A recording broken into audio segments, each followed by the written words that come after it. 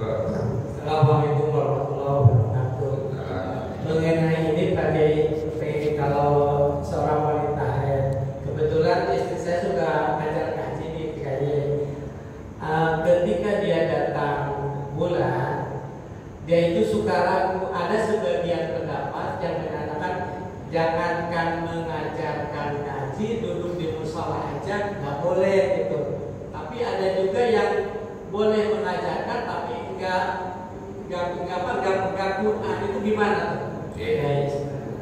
Jadi salah satu yang dilarang orang yang sedang haid adalah membaca Al-Quran, termasuk memegang Al-Quran, termasuk menetap di dalam masjid.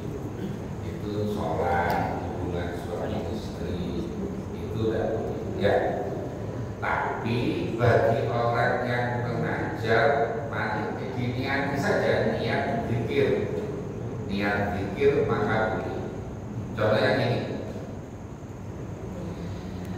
kalau ada orang mau makan itu kan Bismillah ya, paling tidak Bismillah. Bismillah itu ayat Quran. Tapi kalau karena itu diniati zikir, tidak apa-apa.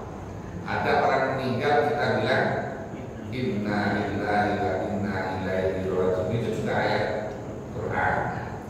Tapi karena diniati zikir, tidak apa-apa. Jadi kalau kita umpamanya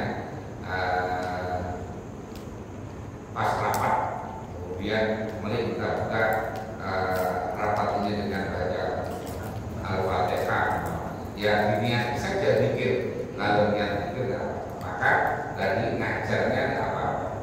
Ya, kan? Kalau di musola itu tidak apa-apa, kalau di masjid itu yang masjid itu sebetulnya sesuatu yang diwakafkan. Makanya kayak ini apakah statusnya masjid belum tentu. Itu mana jadi kemerdekaan?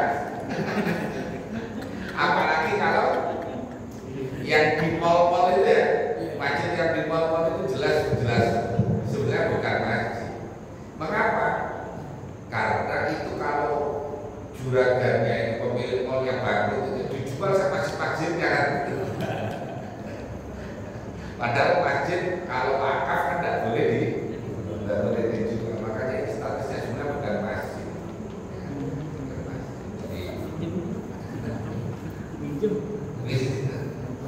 Ya musola yang dipakai Jumatan, karena Jumatan kan tidak harus di masjid.